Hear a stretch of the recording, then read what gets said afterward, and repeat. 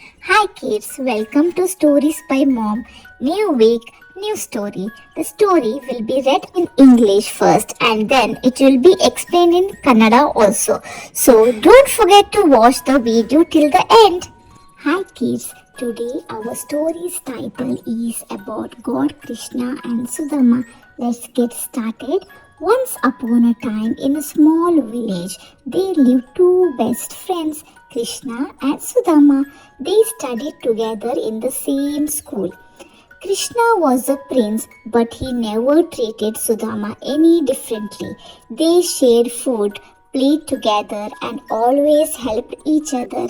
Years later, Krishna became the king of Dwarka, while Sudama remained a poor Brahmin. He hardly had enough food for his family. One day, Sudama's wife said, "Why don't you visit your friend Krishna? He will surely help us." Sudama felt shy but agreed. He took a small pouch of flattered rice as a gift for Krishna, the only thing he could afford. When Sudama reached Dwarka, Krishna saw him from afar and ran to greet him with open arms. He washed Sudama's feet and hugged him with love and seated him with a great respect. Krishna happily ate the flattered rice Sudama had brought, saying, "This is the sweetest food I have ever had." Sudama was so touched by Krishna's love that he could not ask for anything. But when he returned home, he was amazed. His old hut had turned into a beautiful house and his family had everything they needed. Krishna had blessed his dear friend silently out of pure love. Moral: true friendship is not based on wealth or status, it's built on love, respect, and kindness. ಒಂದ್ಸತಿ ಒಂದು ಚಿಕ್ಕ ಊರಲ್ಲಿ ಇಬ್ಬರು ಸ್ನೇಹಿತರಿರ್ತಾರೆ, ಕೃಷ್ಣ ಹಾಗೂ ಸುಧಾಮ ಅಂತ. ಅವರಿಬ್ಬರು ಒಂದೇ ಗುರುಕುಲದಲ್ಲಿ ಓದ್ತಾ ಇರ್ತಾರೆ. ಕೃಷ್ಣ ರಾಜ್ಕುಮಾರ್ ಆಗಿರ್ತಾನೆ, ಆದರೆ ಅವನು ಸುಧಾಮನ ಯಾವತ್ತೂ ಬೇರೆ ರೀತಿಯಲ್ಲಿ ನೋಡಿರಲ್ಲ. ಅವರು ಒಟ್ಟಿಗೆ ಊಟ ಮಾಡ್ತಿದ್ರು, ಒಟ್ಟಿಗೆ ಆಟ ಆಡ್ತಿದ್ರು, ಮತ್ತು ಒಟ್ಟಿಗೆ ಒಬ್ಬೊಬ್ಬರಿಗೆ ಸಹಾಯನೂ ಮಾಡ್ತಾ ಇರ್ತಾರೆ. ಸ್ವಲ್ಪ ವರ್ಷ ಆದಮೇಲೆ ಕೃಷ್ಣ ದ್ವಾರಕದು ರಾಜ ಆಗ್ತಾನೆ, ಆದರೆ ಸುಧಾಮ ಒಬ್ಬ ಬಡ ಬ್ರಾಹ್ಮಣನಾಗಿ ಉಳಿದಿರ್ತಾನೆ. ಅವನ ಹತ್ರ ತಿನ್ನಕ್ಕೂ ಏನು ಇರ್ತಿರ್ಲಿಲ್ಲ.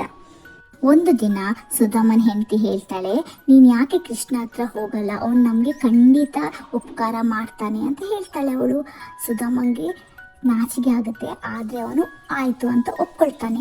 ಅವನು ಒಂದು ಚಿಕ್ಕ ಚೀಲದಲ್ಲಿ ಅವಲಕ್ಕಿ ತಗೊಂಡು ಹೋಗ್ತಾನೆ ಕೃಷ್ಣನಿಗೆ ಉಡುಗೊರೆ ಅಂತ. ಅವನ ಹತ್ರ ಬೇರೆ ಏನು ಕೊಡೋಕ್ಕೆ ಸಾಧ್ಯ ಇರಲಿಲ್ಲ. ಸುಧಾಮ ಯಾವಾಗ ದ್ವಾರಕ ತಲುಪ್ತಾರೆ, ಆವಾಗ ಕೃಷ್ಣ ಅವ್ರನ್ನ ದೂರದಿಂದ ನೋಡಿಬಿಟ್ಟು ಓಡಿ ಹೋಗಿ ತಪ್ಕೊಳ್ತಾರೆ. ಸುಧಾಮನ ಕಾಲನ್ನ ನೀರಿಂದ ತೊಳಿತಾರೆ. ಅವ್ರಿಗೆ ತುಂಬ ಗೌರವ ಸತ್ಕಾರ ಎಲ್ಲ ಮಾಡಿ ಅವ್ರನ್ನ ಕೂರಿಸ್ತಾರೆ. ಅದಾದಮೇಲೆ ಕೃಷ್ಣ ಅವ್ರು ತಂದಿರೋದ ಅವಲಕ್ಕಿನ ತುಂಬ ಖುಷಿಯಿಂದ ತಿಂದು ಹೇಳ್ತಾರೆ, "ನಾನು ಇಷ್ಟು ಒಳ್ಳೆ ಊಟನ ಇಲ್ಲಿವರೆಗೂ ಯಾವತ್ತೂ ತಿಂದಿಲ್ಲ" ಅಂತ ಹೇಳ್ತಾರೆ. ಸುಧಾಮಗೆ ತುಂಬ ಖುಷಿ ಆಗುತ್ತೆ. ಆ ಕೃಷ್ಣನ ಪ್ರೀತಿ ಮುಂದೆ ಅವರಿಗೆ ಸಹಾಯ ಕೇಳೋಕ್ಕೆ ಆಗಲ್ಲ, ಅವ್ರ ಸಹಾಯ ಕೇಳಲ್ಲ ಅವ್ರ ಮುಂದೆ. ಆದರೆ ಅವರು ಮನೆಗೆ ಹೋದಾಗ ಅವರಿಗೆ ಆಶ್ಚರ್ಯ ಆಗುತ್ತೆ. ಸುಧಾಮದು ಹಳೆ ಮನೆ ಒಂದು ದೊಡ್ಡ ಚಂದ ಮನೆಯಾಗಿ ಪರಿವರ್ತನೆ ಆಗಿರುತ್ತೆ.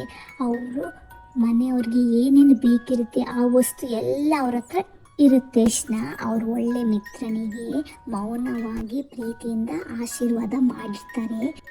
ಮಾರಲ್ ಏನಂತಿದ್ದಾರೆ ಅಂದರೆ, ನಿಜವಾದ ಸ್ನೇಹದ ಮುಂದೆ ಸಂಪತ್ತು, ಅಂತಸ್ತು ಅದೇನು ನೋಡಲ್ಲ. ಅದು ಏನಿದ್ರೂ ಗೌರವ, ದಯೆ, ಪ್ರೀತಿ ಮೇಲೇ ಅದು ಆಗಿರುತ್ತೆ ಅಂತ ಹೇಳ್ತಾ ಇದ್ದಾರೆ. Thank you for watching. Please subscribe the channel.